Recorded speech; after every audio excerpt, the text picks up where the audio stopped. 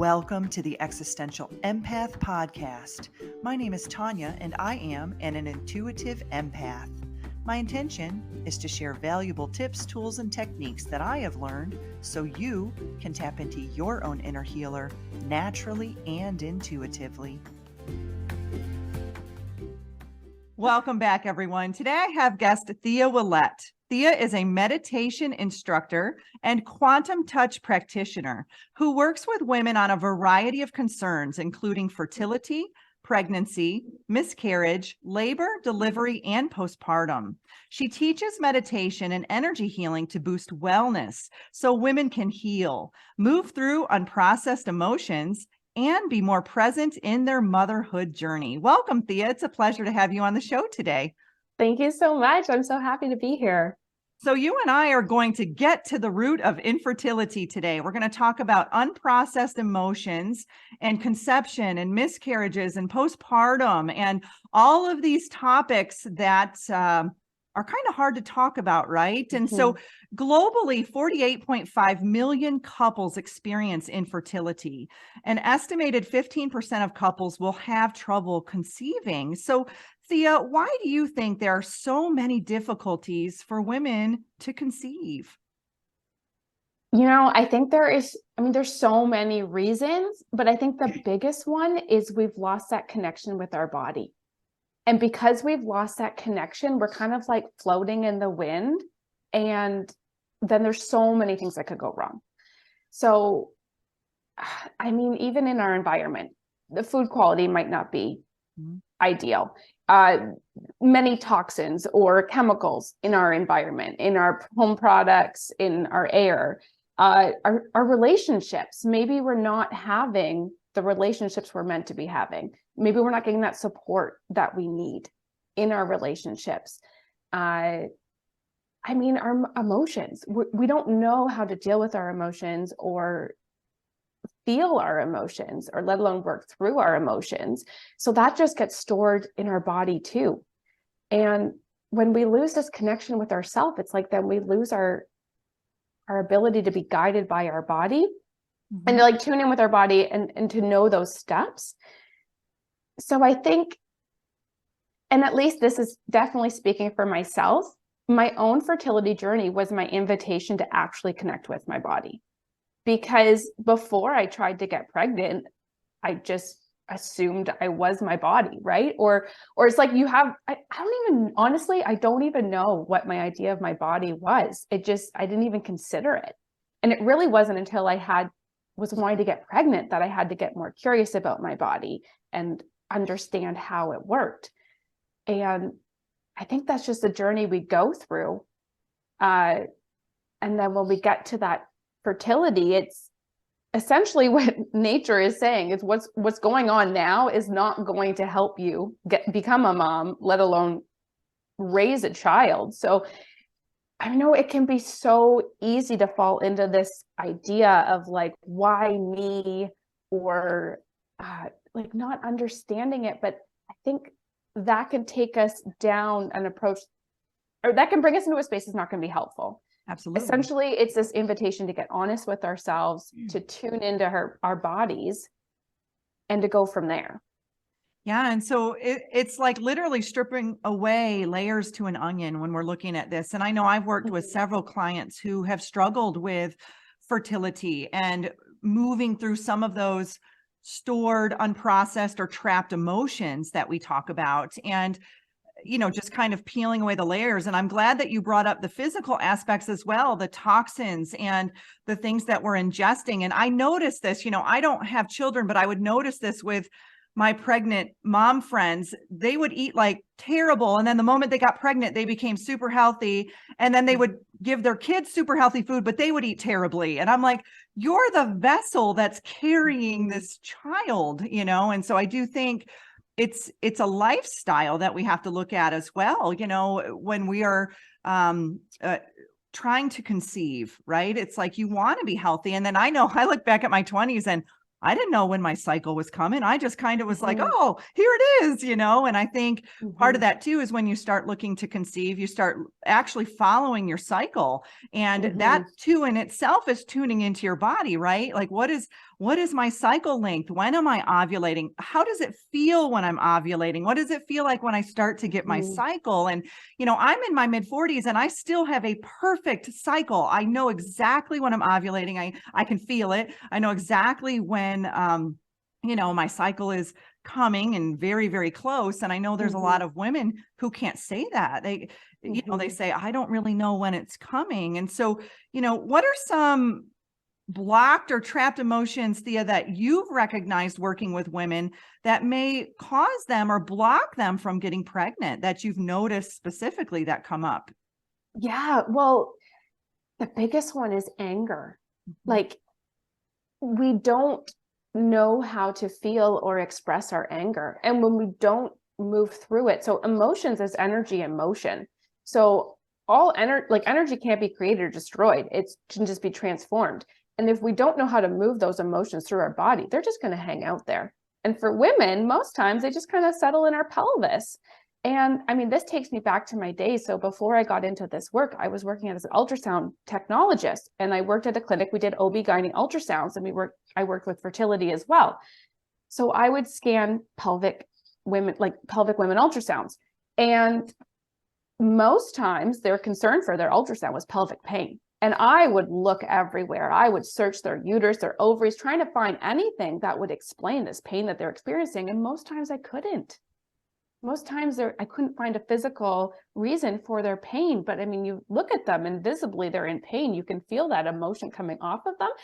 And now I know that. It was like I could sense it, but I didn't understand it. But when we become aware of our emotions, it all makes sense. And I always felt for these women because they would go back to their doctors and the doctors would say, oh, it's normal, normal, no reason for your pain.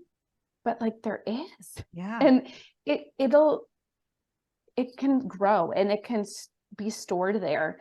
And learning just to feel our anger. I think knowing that anger isn't good, it's not negative or positive. It just is energy and we can move it through us. It's how we use that anger could be positive or negative, right? If Yeah. we're directing that at somebody, that might not be wise, or if we're holding that into our body, that's not good. But if we can think about the last time you were angry, that's a lot of energy. Like you It can is. use that burst to put it towards something. So just learning how to use it, right? And then think about all that energy. Now that's not trapped in your body. Mhm. So it's like this weight gets lifted off of you when you learn how to move your anger. And I mean, for me, that was getting pregnant with my daughter. We, I was on my fertility journey. I already had 2 kids. I had had 3 miscarriages. I made several lifestyle changes. I started learning about energy work, about meditation and breathing, and we still weren't getting pregnant. And I wasn't even getting my period at that point. And that was when I worked with a practitioner. We went deeper and it was like, what are the emotions that are attached to this? And we found some buried anger. And when I was able to bring that up, there's steps that we work through to be able to acknowledge our anger and then allow ourselves to feel it and be safe in our bodies as we feel this anger and then move it through so that we can feel gratitude and self-love and then just this overwhelming love. So essentially we're transforming that anger and that energy out. So now it's usable energy. And the next month I got my period, and 2 Wow. months after that, we got pregnant with our daughter. That's amazing. So this stuff is powerful. Like there wasn't any other clinical reasons why we weren't getting pregnant. It was just keep trying. Maybe we'll try medication. But it was like, no, I knew there had to be something. There was something else. Deeper. And yeah, I did a show on how anger is the misunderstood emotion. And like you said, it's not good nor bad. It's neutral. It's just a matter of transmuting that energy because Mm-hmm. energy is neither created nor destroyed. It's just transformed. Right. And so, oftentimes our sacral chakra, which is our reproductive area, that's a powerful area, right? That's orange in color. Think of fire, and fire and anger and, creation. And there's so much power in that area. And when I've worked with women who have struggled too, I know another trapped emotion that has come up is lack of self-worth.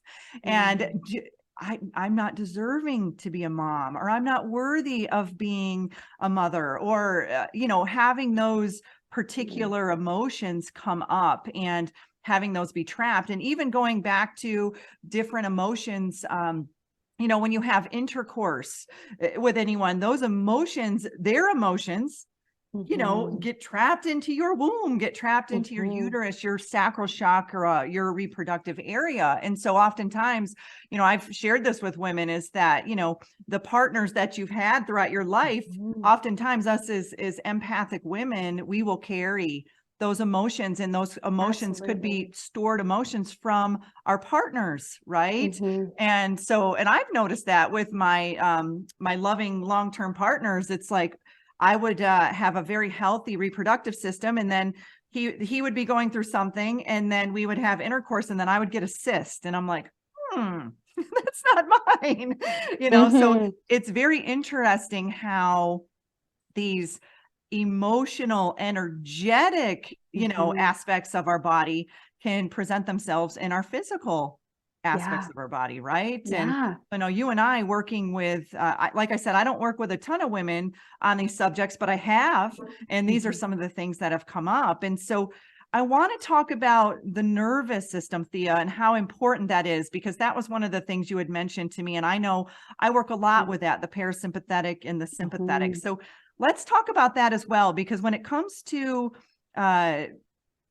conceiving, you want to be relaxed, right? And if you're in a state of fight, flight, or freeze, it makes it hard. So what can you share about the importance of having a balanced nervous system? Well, and this comes back to connection, because I think a lot of us are just living in our sympathetic nervous system, and maybe we don't even realize it. And we're constantly on that stress cycle, which, I mean, when you're in that state, the last thing your body's going to do is reproduce, because your body senses it's not safe to have a child. So it's not going to.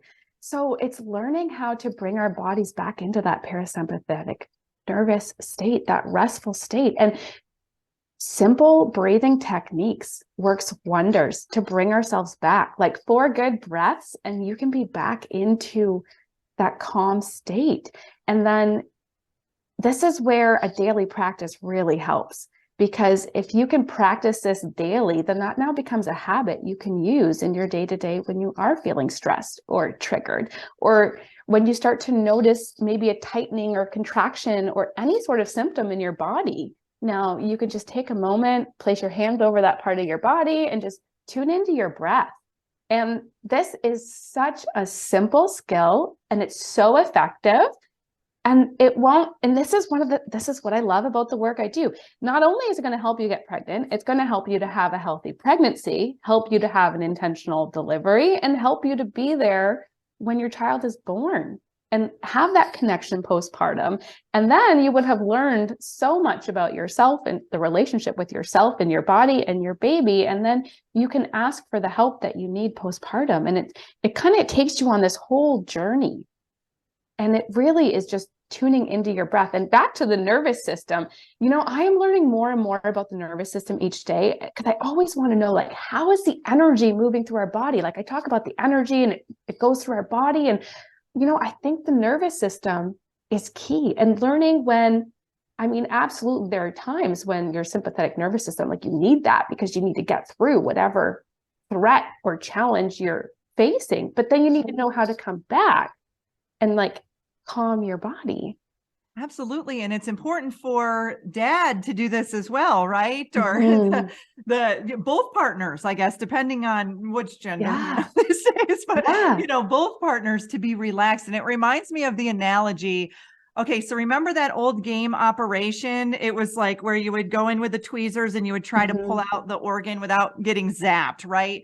If you were in a state of stress and you're shaking and you're like, oh, I'm trying to get that heart out of there without getting zapped, your odds are you're probably going to get zapped because you're shaking you're stressed. Well, if you're in a state of relaxation and you just are like, I got this, and boom, I pull that out, no zapping. It's similar to, I'm seeing a visualization of the sperm trying to connect with the egg, right? So when you're in a state of stress and panic, the poor little sperm is like, oh, I can't get there. I can't do it. But when you're in a state of relaxation, you're in a state of flow. And that little sperm can just naturally, whoop, boop, there we are, found the egg. Everybody's chilled, everybody's relaxed. And so, when you're looking at, you're in a state of stress, you're in a state of restriction, in a state of tension, right? But when you're relaxed, everything is, you open up your energetic system, you become bigger, you create more space in your body, right? And so it allows for that much more fluidity, that flow to take place. And when you're thinking of conceiving, those are the things you want, right? You want a good river flowing, right? And I mean, on both sides. because there's so much about trying to get pregnant these days that keeps us in the sympathetic. Even simply using the phrase "trying to get pregnant," like just saying that is stressful. Like it's out there. And when we were trying to get pregnant with our first, it wasn't working, and like we hit that year, and we had the miscarriage in there, and it was stressful. And then we just had to completely back off. We had to be like, you know what? We lost sense of who we are. Like, who are we? Who are we ourselves? Who are we as a couple? And I had to stop tracking my cycle. I had to stop doing all the things of like always thinking about like, will this food help me get pregnant? Will this yoga practice help me get pregnant? Will this, like I'm day 12, like, am I going to ovulate today or tomorrow? Did that pain feel like an ovulation? Like constantly micromanaging. I had to like get rid of all of that and just have fun. And that's what we had to do. And this is where it's so touchy, because the last thing somebody trying to get pregnant wants to hear is just relax. But the truth is, you have to be able to bring yourself back into that rest space. It's so, so crucial.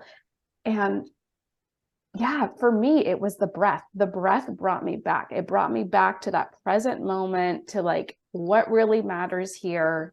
And it was just to find that joy. Yeah. And using meditation too, to visualize yourself pregnant. I deal a lot with law of attraction and manifesting, and you want to visualize yourself it's your outcome. You want to visualize yourself not in this state of stress and the inability to conceive, but in a beautiful environment of you birthing your child, and you holding your newborn, and you being a mom and raising a child. And let's dive into a little bit about miscarriages, though. You just mentioned that you had gone through one yourself, and I've worked with a few clients who have as well. And there's stored emotions that come with miscarriages prior to having a miscarriage, as well as during and after the miscarriage. So let's talk a little bit about that as well, Thea, and some of those unprocessed emotions that may come up during that time. Yeah. And my biggest thing is just give yourself the space to feel what you're feeling, because there's so much. And I think it's just honoring that space that you're in. When we had our first miscarriage, at that point, I had been working at this clinic, and I mean, we scanned miscarriages. Somebody had scanned a miscarriage that day, like every day kind of thing. Like miscarriages are common, especially at a fertility clinic, because that's what you're doing. So I just didn't think anything of it. I was like, oh, I had a miscarriage, and just like everybody else, like I didn't even allow myself to feel it.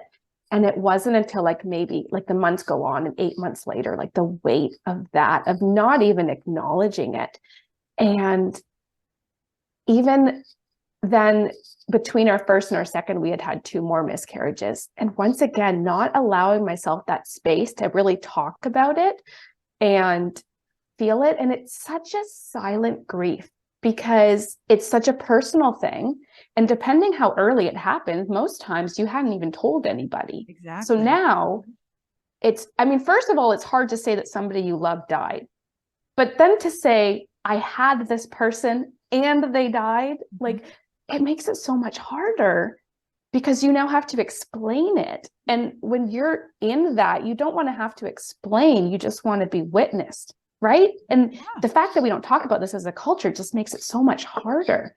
So really giving yourself that space to honor what you're feeling, because there's going to be anger and guilt and shame, and really just allowing yourself to feel into that and then move through it, because blaming yourself isn't going to help you.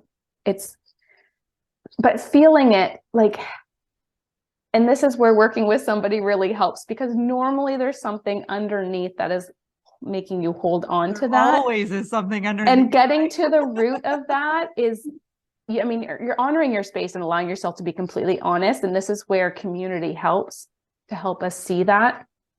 Yeah. And then possibly adopting some sort of spiritual belief, right? Understanding what was the connection you had with your child? How can you continue that connection?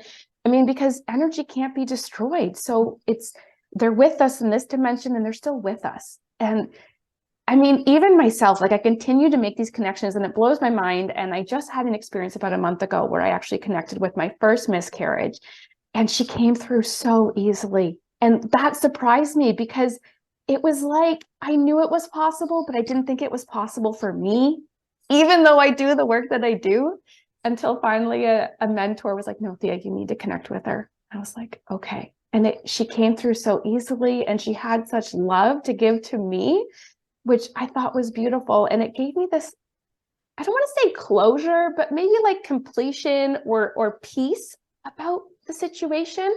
And I can look back now. So she would have been 9 this spring had she been born. So over this 9.5 years that I would have been pregnant with her and had her, I see so many signs that she was there all along. So I do believe that they're still trying to connect with us. And this is the other thing. Every day you have a child, you get to love that child. And we have this idea that we can control how long our kids are going to live. And I think we need to appreciate that we can't, right? That some things are out of our control. Absolutely, we're going to be responsible for our children, and we're going to care for them, and we're going to provide for them, and we're going to keep them safe. But like, we can't control if they miscarry at 4 weeks, or if they die as a young adult, or anywhere in between, right?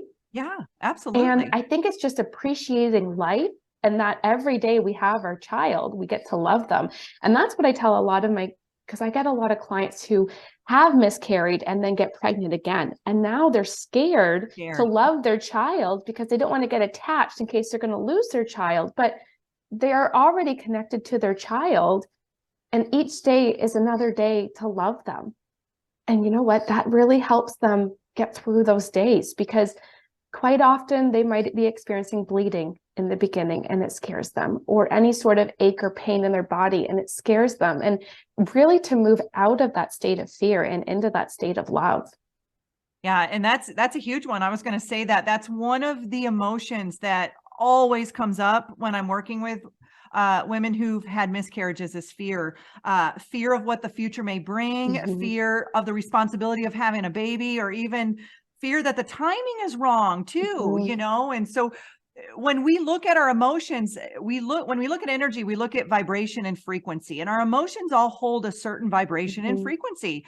Fear is a much more drawn out. If you look at a wave, fear is very drawn out like a wave. Joy is very fast. It's like very rapid. And so when you're in a state of fear, that's why when you go through something fearful, it's like, oh, it feels drawn out, but it all feels compacted, but it feels very drawn out when it happens. And so when you're holding yourself in that state of fear, you're holding yourself in a lower frequency. And when these children are coming in from the other dimensions, they're coming in, they're holding a very high frequency. And so if your physical body or your physical vessel isn't at the frequency that child is coming in at, then it's naturally not going to align. And so it's almost like you're just bouncing them, you know, right out. The child, it gets the egg, it gets conceived, and then the child's in the body and it's like, I can't hold this frequency. I can't hold this dense frequency any longer. So the best thing you can do as mom and dad is raise your vibration, right? Like you said, be in a state of joy, be in a state of excitement,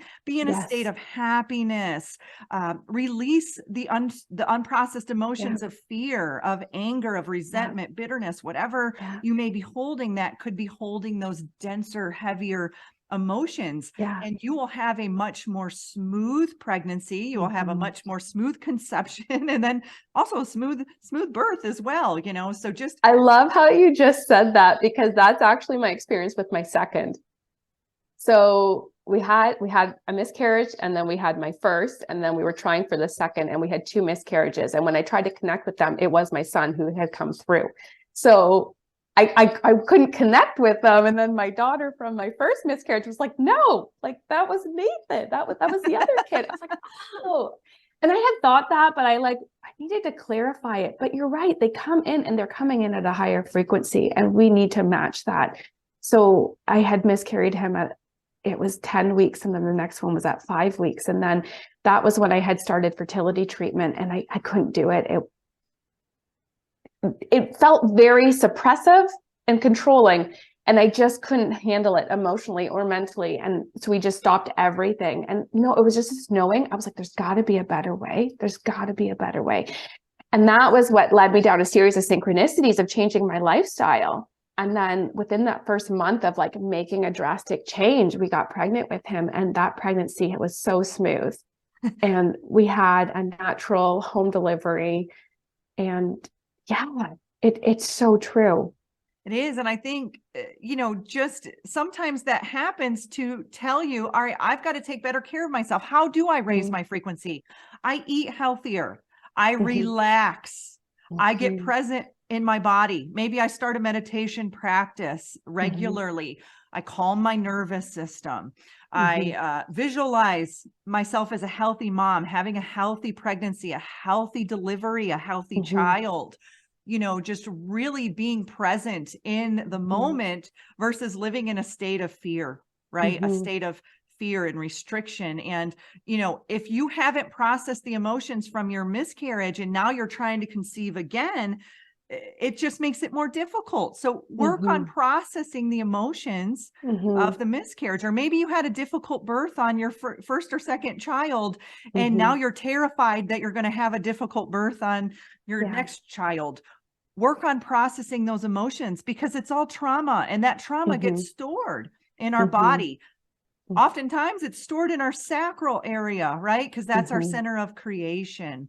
And so if you can heal the womb, heal the and this isn't just physically healing, this is healing on an energetic and emotional level as well. And just really diving into that. It's like just even like a relationship, you go through a terrible breakup and then you're just bouncing off to the next person. What are you doing? You're picking up your baggage from that relationship and then dumping it in that new person's lap, you know? So it's very similar to having a child and conceiving. You want to be able to process those emotions and move through them. So you are in a higher vibration and a higher frequency. And so, Thea, are there any other tips, tools, techniques that you can share with women, or men too? There might be dads watching out there too, that who can, you know, any tips, tools that you can share throughout the various stages of pregnancy and motherhood?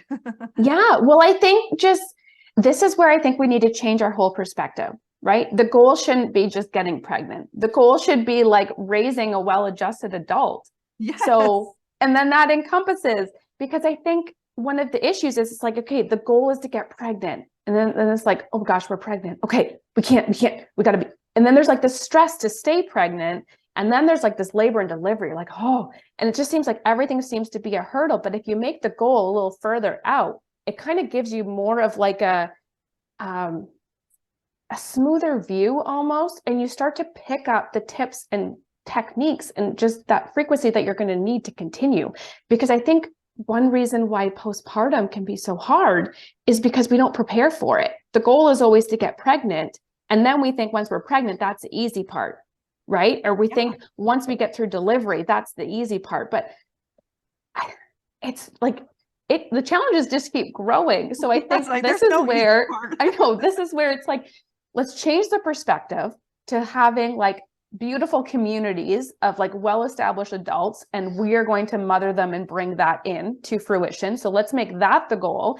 And then let's bring in a meditation or a breathwork technique that we can use to regulate ourselves through each step.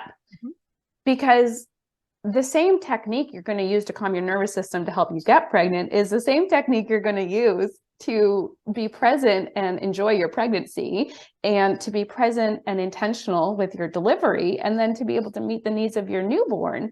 And so the same techniques that I learned myself to get pregnant and to move through my pregnancies are the same ones I'm using now as I'm navigating homeschooling my kids. So simple breath work. Children those tools too. And you know what? They already know.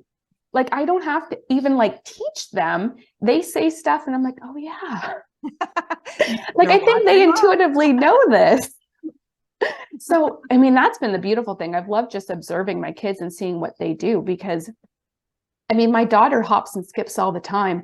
And I was like, you know what? I think I'd be a lot happier if I hopped and skipped every fourth step. You're moving energy out. I was just watching a Qigong practice and he was hopping and skipping. And I'm like, really? Kids naturally know how to move energy. Yes. Yeah. Yeah. So we're calling that the quantum hop. Yeah.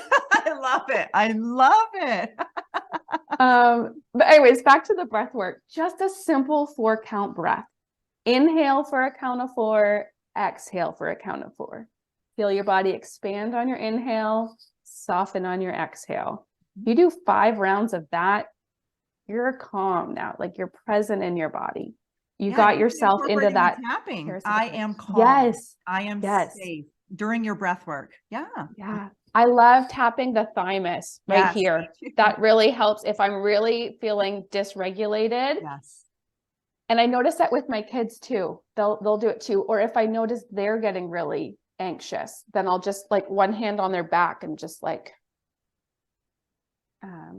but yeah, tapping. I think that helps us to physically ground into our bodies. Let's talk about that too, because you are a quantum touch practitioner. Let's talk about the healing benefits of touch and how important that is, because I do feel as a society, we've gotten very disconnected or very misguided, right, through the porn industry on what touch really is about healing touch specifically. So let's talk about that.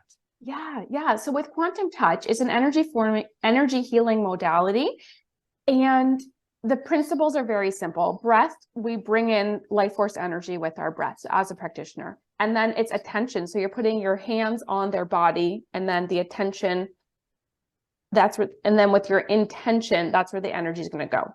So we're bringing the attention into our body to amplify the life force energy. And then with our intention, we're placing our hands on our clients and intending for their greatest and highest good and for healing in that space. And I mean, the beauty with the evolution of consciousness and just of this work, most of it is done virtually now.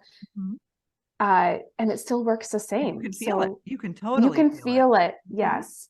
Yeah. In person is still, it's beautiful. But just accessibility, it's so much easier to do a virtual and have that available to you. Yeah, it's like little things like me that remind me of that motherly instinct. Is my mom used to play with my hair all the time. And so that's very calming and comforting to me. It's just, someone just kind of brushing their hands through my hair. And I'm like, oh, this feels like I go get my hair done. And I'm like, can you do it longer? Like, it just feels so beautiful. Yeah. There's things that bring you back to those moments when you were a child that feel comforting to you through touch, right? And just simple things like maybe your mom just used to rub your shoulders or your back, like you just said with your son, just tapping the back or just rubbing circles on your child's back. Those are things that calm the vagus nerve, that cause a sense of rest and digest. It activates the parasympathetic nervous system, and just getting back into that state, right? Just simple things to touch, right? Well, and even as a new time mom, you're encouraged to do skin to skin with your child, which is simple skin to skin. And you feel that, and it's so good for your hormones. It releases the oxytocin, puts us into this, peaceful state, and it helps regulate the blood and the temperature and all those good things. And that, I mean, we would do that every day and we loved it. And my husband would do it too. And it really, so I had done that because that's what you're encouraged to do as a young mom, which I love. That is so helpful. So then when I learned quantum touch, I was like, oh, this is that feeling I would get when I would do skin to skin. because you're always breathing. You have this love for your child and you're feeling that, and your attention is so in that present moment, right? And of course, you're thinking about how much you love your child and you want the best for your child, and you're putting in all these beautiful intentions of what you want and the outcome. It's beautiful. Yeah. And so let's flip the script a little bit. Let's talk about postpartum for those moms that don't feel the love of holding their baby, or they're feeling this, I'm not feeling the connection right now. You know, you work with women who have struggled with that as well. And what are some of the trapped emotions you may have found that come in play when it comes to postpartum?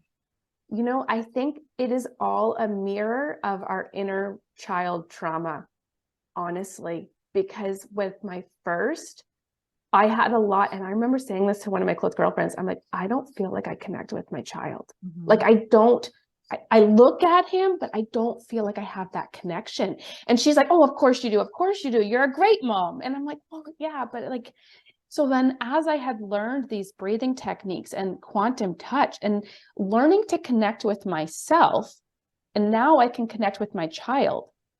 So now when I have those moments where I feel that disconnect with my child, then it's like, okay, what do I need to process here? And then I kind of check in with myself and I do these breathing techniques. And then it's like I can create that connection with myself, and then I can create that connection with my child, because I can't love my child any more than I love myself. Yeah. So when I notice, and I think this is all of our challenges and circumstances, they have a message for us if we want to receive it, right? So when we notice that disconnection or that issue with our child, then it's an invitation to go deeper with ourselves. Totally. And and it doesn't have to be scary, and it doesn't have to be extravagant.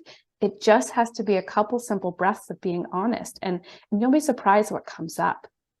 Yeah. And I think a lot of it too, you know, when you birth a child, you go through a lot of stress, right? And a lot of trauma potentially, you know, and so you might need a little self-care after that. You do need some self-care after that. If your cup is empty and now you have a small child who is trying to drink from an empty cup, there's nothing that you can give. So there might be that moment where you say, you know, hey, whoever's, you know, significant other, mom, dad, who's ever there, please take care of the baby for a little bit so I can give myself some self-care, because I just went through a significant amount of energy transference, you know, by giving birth to this child. And so just looking at things like that, looking at your mineral deficiencies, you know, after you've lost a lot of fluids after you have a child, making sure that you have the correct amount of minerals. And those are reasons, you know, because you're like you talked about, oxytocin, serotonin, you know, dopamine, all of those can be depleted during childbirth because, you know, and those are the things that make you feel good. Those are the love chemicals, right? And so if you're feeling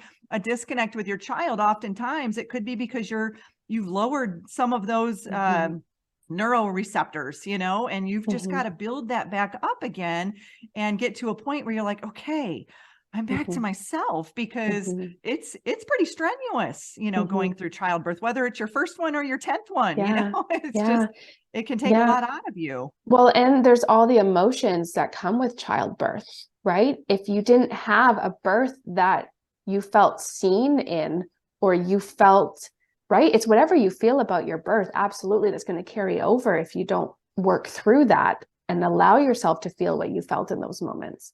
Yeah. And I work a lot with the emotion code, where we go back even prior to conception. And because even as a baby, that's traumatic for us to pop out of mom's, you know, birth canal and, you know, and then to be, you're all warm and cozy in there. And then now someone's spanking you on the rear, and then you're like in this cold environment. And, you know, she got to think, even as a child, the amount of stored or unprocessed emotions that we have, that we go through. And then your baby's experiencing that too. So it's so beneficial not only to help move your stored emotions out, but to help your baby too, because that way they can, you know, be a much more relaxed child as well. Because like you said, they're mirrors of us. So if your child is crying all the time, or stressed out, or not eating properly, or having a struggle, take a look at you and your you know, caretakers around you. What's the energy that you're putting off? Are you fearful? Are you stressed out? Are you freaked out, you know, about what's going to happen? your child's picking up on that. They are so in tune to the energy around them, and they can't verbalize it other than through crying or coughing or, whatever they're trying to get out, throwing a fit, whatever it may be. So a lot of it too is if your child is struggling, take a look back at yourself and say, gosh, what energy am I really sending out here? Right? Yeah, absolutely. Yeah, that's powerful. So Thea, can you share a little bit about some of the services that you provide and how people can connect with you if they're going through some of these struggles in their life? Absolutely. Yes. So I have a couple. So I work one-on-one with women because a lot of this gets really personal and it is individual to their circumstances, because sometimes it is their journey, it is their child work, that is them as babies, or maybe even preconception of their own spirit, right? There's so much there that you pick up, and it's all about the stored trauma. So we can notice where we have been disconnected from ourselves in those moments, and then how that's playing out in our present reality. So one-on-one work is really helpful. And we like to do a couple of sessions to create that momentum. As well, I teach quantum touch. So I do the energy boost mini class, which is like kind of a mini teaser into how we can use our breath for self-healing, which is fabulous. It's just a quick 2-hour, like everyone learns this within an hour. We're all capable of this work, which is really fun. And then I do the full 14-hour workshop. So that's a full level 1 quantum touch workshop where we learn 5 different breathing techniques. We learn how to use it throughout the body. We learn how to bring in the vibration of color, so chakras, and the vibration of sound and movement. And we can go through time, sending energy back to our past self and our inner child. So powerful. And that workshop is kind of a building block to become a practitioner yourself in quantum touch, if that's something that interests you. I mean, it's a great self-healing technique. And as a mom and as a future mom, like, this is going to be your game changer with children. It is for me. And then I have a group. So I have an app called Bloom by Thea Willette. So you can download it for free on your app store. So I have meditations there. So I have a 3-part meditation. So it's like a 3-day series to really feel in and cultivate your energy. I have a chakra guided meditation there.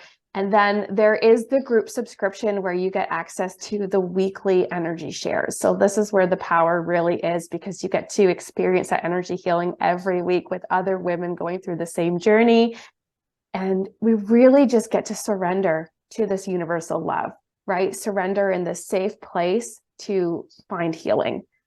Wow. So that's a lot of very valuable services that you share. So for those of you out there who may be struggling, you were obviously tuned into this program for a reason today, and you're watching it because maybe there was something within the topics that we discussed today.